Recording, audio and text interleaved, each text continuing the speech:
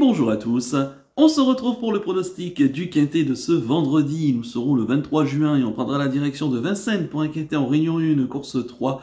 C'est le prix Rhodop, c'est une course européenne pour des chevaux âgés de 7, 8 et 9 ans qui n'ont pas gagné 175 000 euros. Il y aura 2100 mètres à parcourir sur la grande piste de Vincennes, départ donné dans de l'autostart et ils seront 14 au départ de cette course avec un lot assez homogène mais des chevaux que l'on connaît bien dans l'ensemble. Je vais tout de suite et rapidement vous donner mes 7 préférés, comme ils sont 14, tout en sachant qu'il y aura un cheval de regret. J'ai mis en tête le 7, Jean Duplessis, le pensionnaire de Philippe Boutin, la drive d'Éric Raffin, il sera déféré des 4 pieds, contrairement à sa dernière sortie, du côté d'Angers, sur un tracé réduit, où il était ferré en vue sans doute de se préparer pour cette course.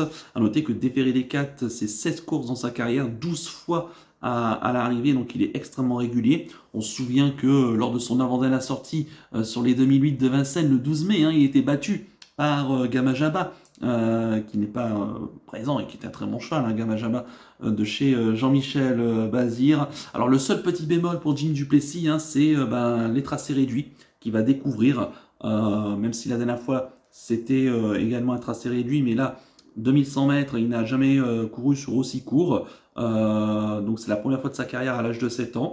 On va voir comment il va se comporter, mais généralement c'est un cheval qui est assez véloce en partant, donc on peut supposer que le départ lancé devrait quand même l'aider. On a fait appel à Éric Raffin. Je trouve quand même qu'avant coup, on a dû préparer pour cet objectif pour lui, et je pense qu'il va être très redoutable pour les premières places. En deuxième position, j'ai mis le 14, Furioso Flini, le pensionnaire d'Alexandre de Jésus, la drive de Cédric Terry.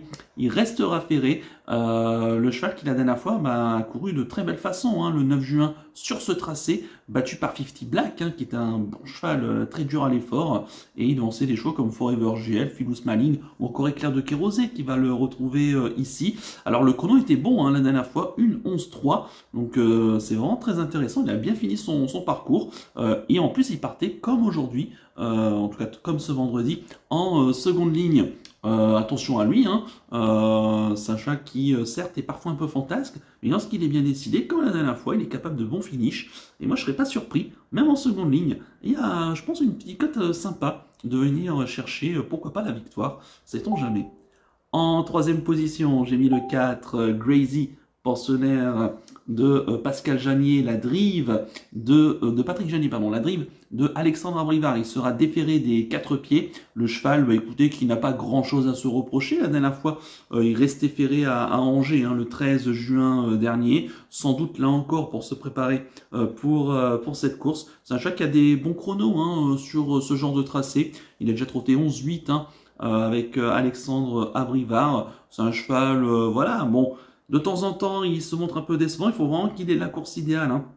Mais ici, je pense que ça peut être le cas parce qu'il a un bon numéro dans la voiture. On le défère des 4. On a fait appel à Alexandre Rivard. Il a déjà bien fait sur la grande piste de Vincennes. Bon, écoutez, c'est un cheval qui souffle un peu le chaud et le froid actuellement. Mais dans un bon jour, franchement, je ne serais pas surpris de le voir lutter pour les premières places. Et moi, je vous invite à le racheter. En quatrième position, j'ai mis le 12. Il s'agit de Jason Dragon, le pensionnaire de le pensionnaire d'Erwin Bott, la drive de Gabi Gelormini. Il sera déféré des 4 pieds. Bon, il est assez sympa, Jason Dragon, qui fait toutes ses courses. Il a déjà 5 courses même de rentrée cette année. Ses dernières sorties déférées des 4 sont plutôt correctes, où il a plutôt fini plaisamment. Il est très à l'aise sur la grande piste de Vincennes. Il est capable de bons finishes. Il s'entend très bien avec Gabi Jean-Mini. C'est 2 courses, 2 fois à l'arrivée. Donc écoutez, même s'il n'a pas forcément un bon numéro en seconde ligne, il reste malgré tout compétitif dans ce lot qui reste quand même homogène. Et je pense qu'il n'est pas à l'abri de fournir une bonne fin de course et d'arracher, pourquoi pas, une belle place sur le podium. La victoire, il faudra quand même qu'il sorte le grand jeu, mais jouer au moins le podium, c'est pas inenvisageable. En cinquième position, j'ai mis l'As Last Winner, la pensionnaire de Nico Dadens, qui en est son entraîneur driver. Elle restera ferrée. La jument, écoutez, qui fait elle aussi, un peu comme Jason Dragon, qui fait toutes ses courses. Il n'y a rien à lui reprocher. Elle a quand même couru 70 fois dans sa carrière et elle a quand même pris 66 places dans les 5 premiers. Je compte également les victoires hein, dans ce lot. Alors c'est pas une grosse gagneuse. D'ailleurs, la victoire qui le fuit depuis le 7 octobre dernier. Hein, et c'était une victoire du côté de hier, hein, dans le sud-est de la France. Elle reste sur des bonnes sorties récemment en province. Elle est capable de bonnes fins de course. Il faut vraiment qu'elle se fasse oublier hein, durant le parcours. Elle n'a pas une grosse marge. Son record est de 1,12 sur ce parcours. Elle a l'as derrière la voiture. Il ne faudra pas trop qu'elle se fasse piéger dans les premiers mètres de course. Bon, si tel est le cas, cette concurrente belge hein, a tout à fait les moyens d'aller chercher une place. La victoire, je pense que ça va être compliqué, mais une place, on peut compter avec elle. En 6e position, j'ai mis le 9. Il s'agit de Furieuse Purple.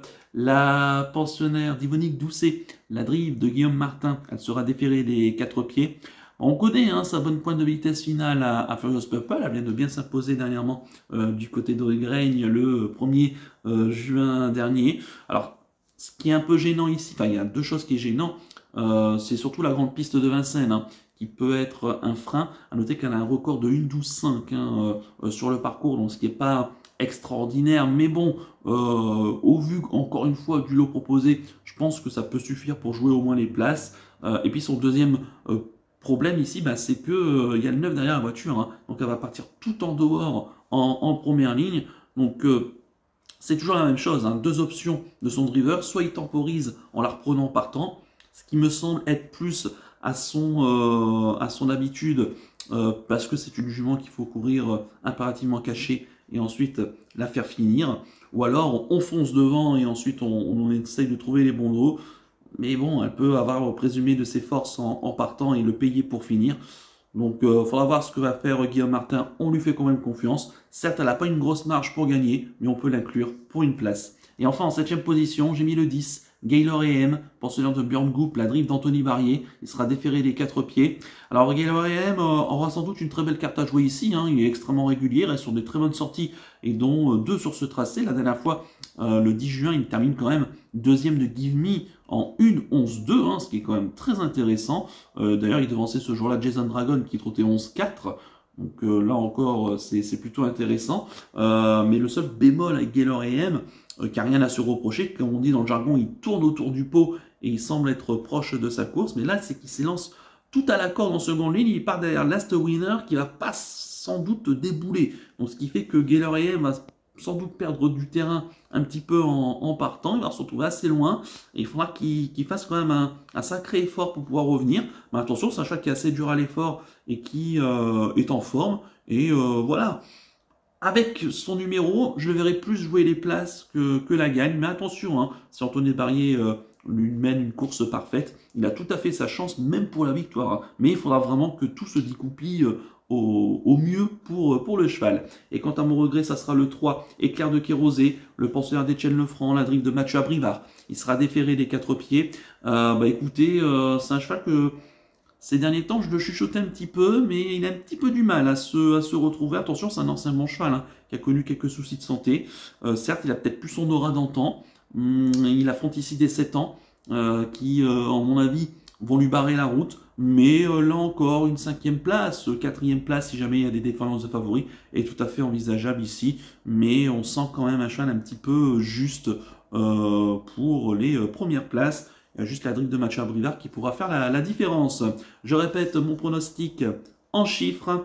Le 7, le 14, le 4, le 12, l'As, le 9 et le 10 avec le 3 en regret. Mon coup de cœur pour ce quintet, ça sera mon favori, le 7, Jim Duplessis, qui, écoutez, hein, seul le départ Autostar peut lui l'empêcher de gagner, mais je pense que c'est un choix qui est dur à l'effort et qui va s'annoncer très redoutable ici, dont on a fait de cette course un objectif.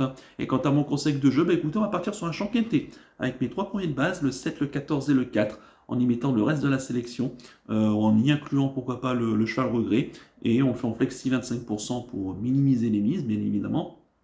Et pourquoi pas le toucher ici, en ce vendredi soir. Je pense qu'il y aura des rapports assez intéressants, quoi qu'il arrive. Voilà donc pour le conseil de jeu. On va terminer comme d'habitude par le penalty du jour. On va revenir sur le penalty de ce mercredi. C'était du côté de Langon-Libourne, où je vous proposais Galéa Mip. La jument s'est classée bonne 3e. Elle a été monter près des premiers. Elle a eu un bon dos pendant quasiment un tour et demi. Et puis ensuite, dans la ligne droite finale, elle a un petit peu du mal à s'équilibrer. Se retrouvant face à cette explosive à mi-ligne droite. Et bon, la jument n'avait pas forcément plus de gaz que ça, mais elle a un petit peu eu du mal à l'entrée de ligne droite, mais elle a quand même gardé une nette 3e place. Son jockey n'assistant pas dans les 100 derniers mètres. Donc, ce qui est plutôt pas mal, elle fait un 80 à la place. On va dire presque c'est dommage que cette explosive fasse l'arrivée, parce que je pense que il n'aurait pas fait l'arrivée, les rapports ont été assez sympas, mais bon, c'est comme ça, c'est ainsi. Et voilà, donc on est quand même assez content. En espérant que ce jeudi, eh bien, notre penalty va nous relancer et confirmer la bonne série du moment. Et pour terminer la semaine, en ce vendredi, nous serons le 23 juin. Bah écoutez, je reste à Vincennes et je reste dans le quintet avec le 307 Jim Duplessis. Franchement, ses stats déférées des 4 sont très intéressantes. On a fait appel à Eric Raffin. Il a été préparé pour cette course. Voilà, le seul petit bémol, voilà, c'est le parcours autostart. Mais franchement, je pense pas que ça puisse le déranger parce que c'est un cheval qui est assez rapide sur jambes. Et donc le départ lancé, en mon sens, devrait l'avantager. Donc le 307, Jim Duplessis, en Réunion 1, course 3, dans la course du quintet du côté de Vincennes. Voilà donc pour le penalty du jour. Il ne me reste plus qu'à vous remercier, qu'à vous souhaiter évidemment bonne chance pour les paris. Merci à tous pour votre fidélité. N'oubliez pas de liker et de vous abonner à la chaîne si ce n'est pas déjà fait par avance, et je vous en remercie.